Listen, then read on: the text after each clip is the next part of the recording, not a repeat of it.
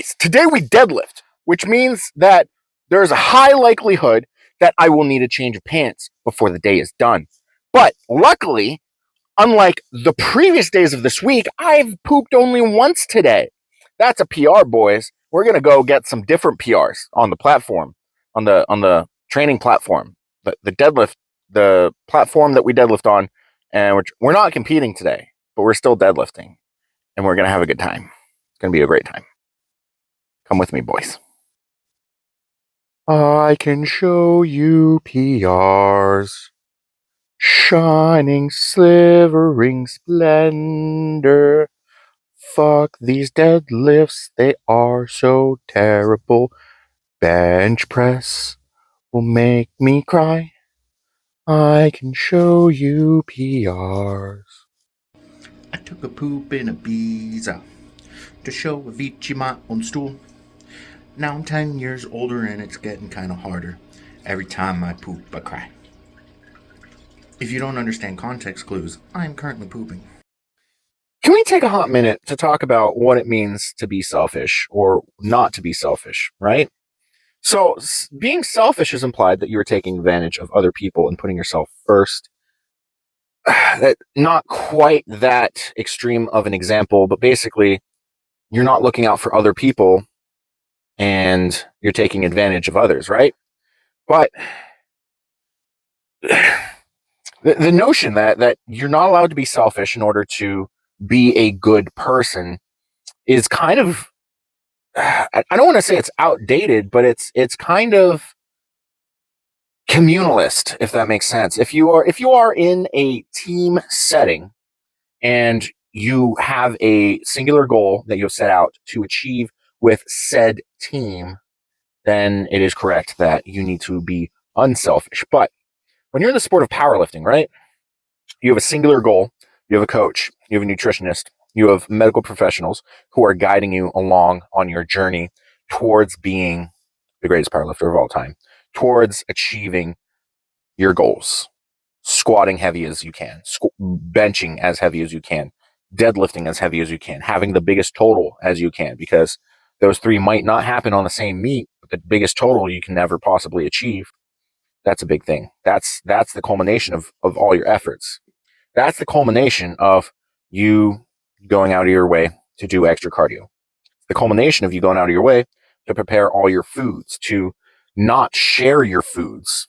And that's kind of, that's where the idea of being selfish and being non-inclusive of the thoughts and the opinions, the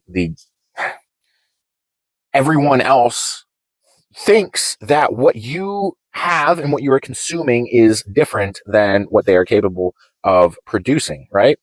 So let's say you have a chicken meal that you have prepared. It is plain chicken and rice seasoned with salt and pepper.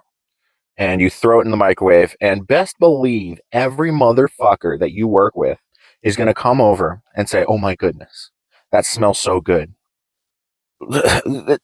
If you rub down your chicken with seasoning and do the exact same shit, there'll be a line out the door.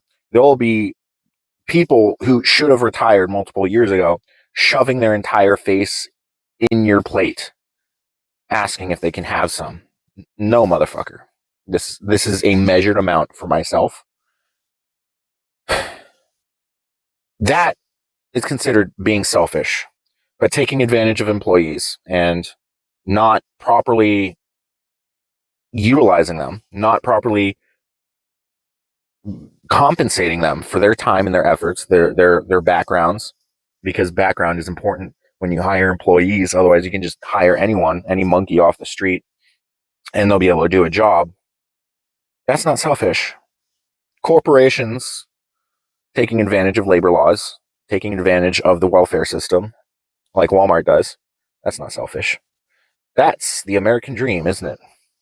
But when a singular person goes out of their way to take more time for themselves, not look out for others because that stresses them out, that impacts their health, their own personal health in a negative way when they go out of their way to make sure that other people are doing better than they are, making sure that people are producing results that would be beneficial to themselves and not necessarily one's own self, that not doing any of that, that's considered selfish. Selfishness is yeah, you can be selfish and be a bad person, but does being selfish necessarily mean that you're a bad person? That's the question that I have for you. Are you a selfish person for prioritizing yourself, for prioritizing your goals, your dreams, your aspirations? Is that being selfish? Or is that just having conviction? Is that not what it is to be alive? If you don't follow your convictions, does your life not have purpose? Are you less of an individual if you do not portray selfish behaviors? And that weighs on you, right? You've got lofty goals, and some of your goals you can achieve without being selfish, right? But those are the goals that everyone can achieve. What if you have goals that nobody's ever achieved before? What if you are going out of your way to change the world in a way now I'm getting on my high horse there. Powerlifting's not that inspirational to the world out there, but to some people it is. To some people, watching someone do something that no one's ever done before can inspire an entire group of people to pursue that same goal. They share a birthday, that's going to be a subconscious mental trigger for some people to go out of their way and try and achieve that goal because it gets under them. That could have been me, you know? I've been reading a book about what it means to be talented, and what it really boils down to.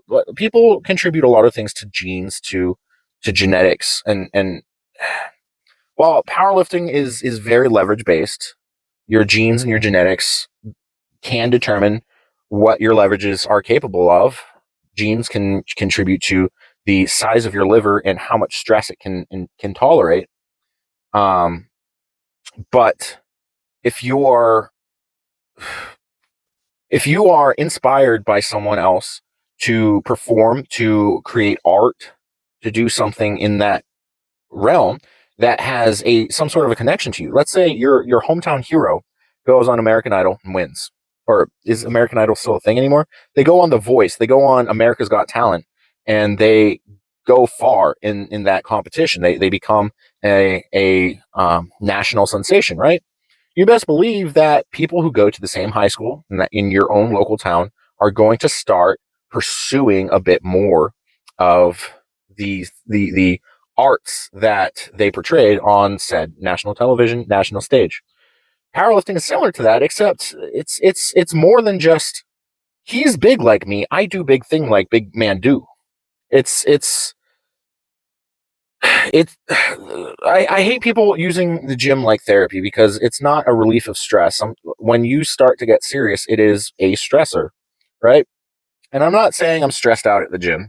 I'm saying that the things that you need to do in order to be the maximum amount of success, to have and pursue your maximum amount of success within the sport of powerlifting, requires you to be a bit selfish. You need to take time for yourself to cook your meals, to prepare your meals, to measure your meals, to you need to set out specific times for you to eat your meals, because food timing, though most people don't follow food timing, once you get to a certain level, it becomes a very important thing, because you need to teach your body how to process certain signals when you are consuming foods. You take certain supplements, you take recovery supplements, your food becomes less of a object of entertainment that you eat to enjoy, you eat to fun. More, it turns into this object of fuel. You end up eating how you feel. The way that you eat determines how you feel. It determines how you function. It determines how you are. It determines how you perform. Now, there's a lot of variability when it comes to performing in powerlifting. You've got your form work, which is over and over again, repetition, failure, recovery, adaptation. You've got your accessory work, which is going to nip and tuck at all of those tiny little your stabilizers, your individual muscle groups, the things that are lagging behind your main muscle groups that will determine whether or not you produce a PR on the platform or you don't. It's a 50-50 shot. Is your accessory work working? Are you PRing? Yes? No? And that's really all it boils down to. But is it really selfish to put yourself first? That's basically what I've been rambling on for 10 minutes about. Is it selfish to prioritize your goals over the comfortability of others, of those around you? You get big, people get uncomfortable. You become. I was talking with someone at a meet the other day, and I was like, man, I struggle to talk to women. Talking to women is something that I struggle with. And my coach said it's the touch of the tism, but I mean, he's probably not wrong. And he said, recognize that people can say no to you, but there is an aspect of your existence that means that, yes, they can say no to you, but they may be unable to get away with saying no to you. And I was like, that is the absolute worst advice that I have ever heard. I am not going to pressure anyone into pitying me, into being afraid of themselves for not entertaining me. Because that's what relationships boil down to. It's an entertainment factor of one person to another, because endorphins and there's a lot of chemical reactions going on in your brain, and it is all a response to a certain stimuli. That you falling in love with someone releases the chemical known as oxytocin. So you can fall in love with someone, and you can produce an addiction to that oxytocin, which is an addiction to a response. Whether or not that addiction to a response remains a moving factor for you to enjoy the presence of someone else is completely determinate on how reliant you are on that oxytocin response, because uh, drugs and chemicals in your system act very differently, and you can develop a different dependence on how you react to things based on how often you feel it. If you grew up with a lack of love in your household, you may be more dependent on that oxytocin. It may have a larger impact on you, yourself, your personality, and the way that you interact with other people, because you were neglected in your childhood, and feeling oxytocin is going to hit you like heroin hits an addict. And the thing about drugs is it takes more and more in order for you to feel that certain high. And the high of oxytocin is, I am in love with you. So inevitably, love always dies. It either dies in withdrawals because you separate yourself from your source of oxytocin, or you get used to your source of oxytocin and it fizzles out and you say, where'd the spark go? And if you are not getting entertained by your romantic partner, if you have certain needs, and those needs don't have to explicitly be sexual in nature, if you do not enjoy your time with your romantic partner, is it selfish to remove yourself from a situation that will stress you out, that will give you negative uh, biomarkers, make you less healthy because you are constantly stressed and constantly in a mood that is not positive? Is it better to stay in that situation for the benefit of another party? Is it selfish to look after yourself at that point? Is it selfish for you to not share your prepared meals for someone else? They're the same question. Is it selfish to put yourself first? Is it selfish to recognize that your goals mean more to you than they will mean to anybody else in your life? So you have to be the person who sticks up for yourself, who sticks up for your priorities and your goals. Is it selfish? That's the question. Like, are you can you be a good person yet still be selfish in the eyes of those around you, in the eyes of those in which you felt had your best interests in mind, but once your ambitions became fanatical, became stronger than anticipated, became your dreams started to become a reality, and they had to actually cope with the fact that you are reaching your dreams and they are not? Is it selfish to want to take care of yourself in that situation because no one else will? Is it selfish? So, kind of a thoughtful, deep video today. And I mean, all I did was deadlift 545, 4x2, 3 count pause right off the ground. I thought it was going to be a bad day. I thought I was going to get kicked in the ass by the training day. I thought I'd be cursing my coach out for programming what he did, but it turned out a little easier than I expected. Accessories moved great. Accessories are accessories.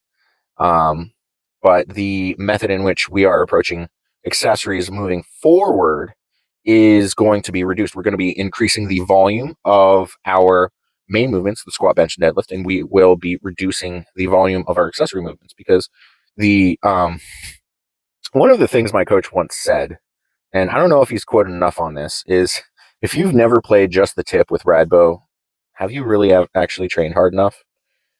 I've never had Radbo. Am I close to it? Maybe. Maybe I am. Maybe I'm not. That's all determined by the biomarkers and how consistent and how precise I am with the functionality of my recovery, with the food, the supplementation, the sleep, the rest recovery, the stretching, the cold therapy, the red light therapy, all the tiny little minutia that seem small, but they domino effect and snowball into very large aspects of my life and my recovery. So that's how I'm approaching things. I don't know the definite course of action that we are going to go through with my accessories. The plan is still up in the air in the land of limbo, but the definite is that the squat, bench, and deadlift volume is going to perhaps be the same, if not more, but we are holding back on accessories a little bit. I'm a little too efficient with them. But anyways, I hope this gave you guys something to think about, something to consider, something that may enlighten you, may not enlighten you, but like make you think and consider what priorities are important to you, what priorities are important to those around you, and what you can do to appease yourself and reduce your reliance on the opinions of others, which is kind of hypocritical because I am posting this video onto YouTube, which is completely based on the opinions of others. I still love you guys though, and Patty's out.